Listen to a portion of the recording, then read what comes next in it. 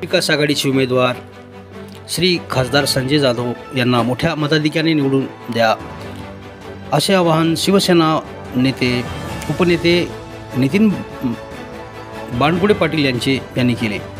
पूर्णा येथील छत्रपती शिवाजी महाराज पुतळ्याजवळ खासदार संजय जाधव यांच्या प्रचारार्थ झालेल्या जाहीर सभेच्या अध्यक्षपदी बालाजी देसाई होते, तर प्रमुख पाहुणे म्हणून माजी आमदार विजय गव्हाणे, माजी आमदार घनदाट मामा, जिल्हा प्रमुख विशाल कदम, संतोष एकलारे, राजू नारायणकर, मोहम्मद सलीम साहब, अब्दुल मुजीब, अब्दुल हबीब, अखिल अहमद, शहाजी देसाई, रितेश भैया काळे, प्रशिक्षित सवनेकर, काशीनाथ कळबांडे, जब्बार थारा, बंटी कदम, अशोक बोकारे, हर्षवर्धन गायकवाड, मुंजा कदम, हरिभाऊ पाटील, हिराजी भोसले, सय्यद अली, दशरथ भोसले, आयुब कुरेशी, सलीम सौदागर, व्यंकटराव पोळसह आदींची उपस्थिती होती।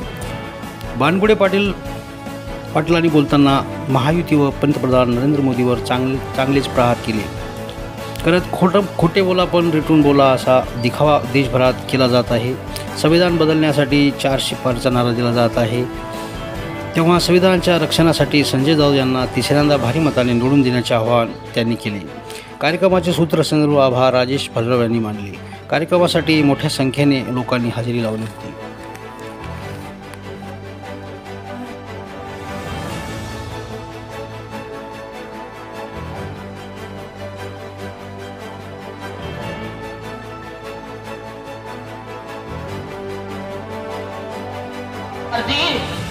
ह्या देशातल्या या महाराष्ट्रातल्या ह्या हुकुमशाही प्रवृत्तीच्या सरकारने नेऊन ठेवलेली आहे।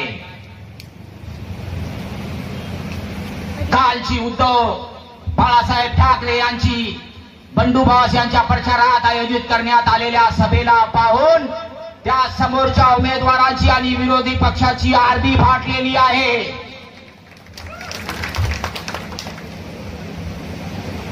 परभणी जिल्ह्याचा विकास नाही झाला म्हणून ओरडणाऱ्या औलादी 10 वर्ष झालं या भारतामध्ये या महाराष्ट्रामध्ये सत्तेमध्ये आहेत। मला त्या विरोधी पक्षांच्या लोकांना विचारायचंय, तुम्ही म्हणता या परभणी जिल्ह्याचा विकास झाला नाही, अरे मग तुम्ही कुठं झोपा काढत होता? तुमचा आमदार इथं आहे, तुमचे जिल्हा परिषद सदस्य आहेत, तुमचे नगरसेवक आहेत, तुम्ही या पूर्णा शहराचा आणि या परभणी जिल्ह्याचा काय विकास केला 10 वर्षात हे पण जनतेला दाखवलं पाहिजे ना। बंडू जाधवच्या विकासाला तोड देण्यासाठी तुमच्याकडे एक बी सक्षम उमेदवार या परभणी जिल्ह्यात नसल्यामुळे तुम्ही बाहेरचं पार्सल ह्या जिल्ह्यामध्ये आणून उभं केलेलं आहे। ते पार्सल मित्रांनो आपल्याला परत त्याच्या एरियामध्ये पाचव्यांदा पाडून कायमचं पाठवायचं आहे। या सरकारने अच्छे दिनच्या नावाखाली व्यापाऱ्यावरती जीएसटी लादली। जेव्हा आम्हाला माल येतो तेव्हाच आमची जीएसटी काढल्या जाते। शेतकऱ्याला म्हणतात की महिन्याला वर्षाला 6,000 देतो, अरे तुम्हाला थोडी राशन नकोय, आम्हाला शिक्षण पाहिजे, आम्हाला बेरोजगाराला रोजगार पाहिजे, आम्हाला मोफत दवाखाना पाहिजे। आणि विरोधी पक्षाचे लोक म्हणतात बंडू जाधवने असं केलं, बंडू जाधवने तसं केलं। अरे तुम्ही तर शेतकऱ्यांच्या नावावरती कर्ज उचलून खाल्ली। मला एक सांगायचंय माझ्या पुणेकरांना, बंडू जाधव हे एक असे उमेदवार आहेत ज्यांची पूर्णाच्या व्यापाऱ्यासोबत, सर्वसामान्य लोकांसोबत, दलित समाजासोबत, मुस्लिम समाजासोबत डायरेक्ट संपर्क आहे। मला तुम्हाला प्रश्न करायचा आहे, 26 तारीख 4 जूनचा निकाल लागल्यानंतर हे आलेलं पार्सल कायमचं तिकडे पळून जाणार आहे, पण हे बंडू जाधव इथंच राहणार आहे तुमच्यामध्ये। मग तुमच्यात असलेल्या माणसाला संधी देणार आहे की त्या समाजामध्ये तेढ निर्माण करणाऱ्या त्या पार्सलला संधी देणार आहेत? हा प्रश्न मला तुम्हाला विचारायचा आहे। माझ्या तमाम पुणेकरांनो, ही निवडणूक संविधान आणि स्वतःच्या तत्वांवरची पण खोक्यांसाठी पक्ष सोडणारे गद्दार आम्ही गेल्या 1.5 वर्षामध्ये पाहिले। स्वतःच्या स्वार्थासाठी महाराष्ट्राला दावणीला बांधणारे गद्दार आम्ही पाहिले। ही सगळ्यात मोठी आमची शोकांतिका। पण त्यावेळी एक गोष्ट लक्षात घ्या, शिवसेना फुटली, लोकांना प्रचंड संताप आला आणि शिवसेना फोडायचं कारण तरी काय होतं? उद्धवजी ठाकरेंच्या मुख्यमंत्री पदाच्या कार्यकाळामध्ये महाराष्ट्र खऱ्या अर्थानं सुवर्ण काळ अनुभवत होता.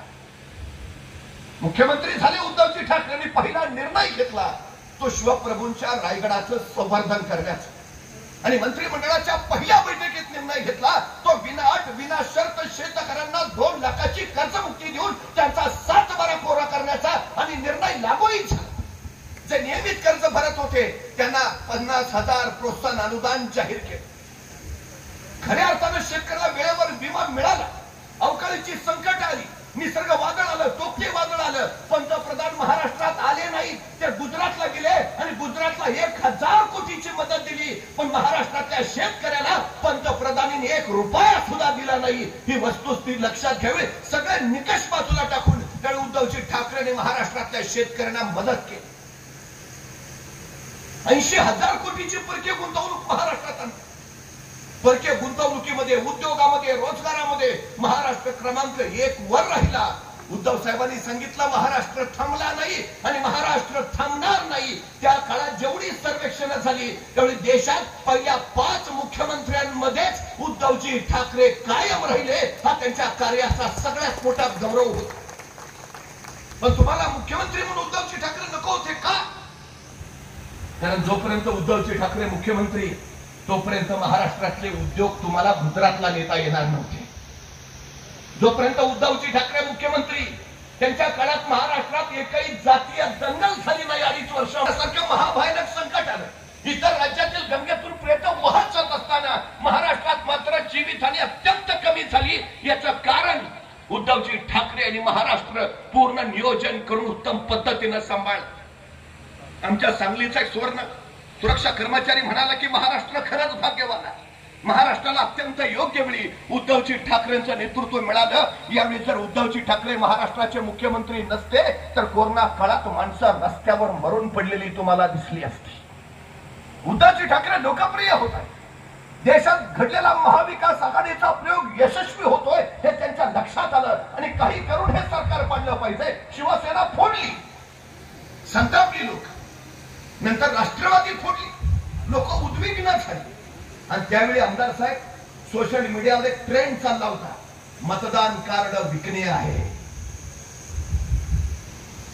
हा लोकशाहीला सगळ्यात मोठा धोका आहे. लोकांची अशी भावना निर्माण होणं की मतदान कार्ड विकणे आहे. सर्वसामान्य माणसाला काही कळतच नव्हतं मी कुणाला निवडून दिलं, कुठल्या पक्षाला दिलं, तो होता कुठं, गेला कुठं, आणि नेमकं चाललंय काय. सकाळी एकाकडं, दुपारी दुसऱ्याकडं, संध्याकाळी जेवणावेळेला तिसऱ्याकडं आणि दुसऱ्या दिवशी अपक्ष म्हणून ह्याचाच उमेदवार आहे. काय चाललंय?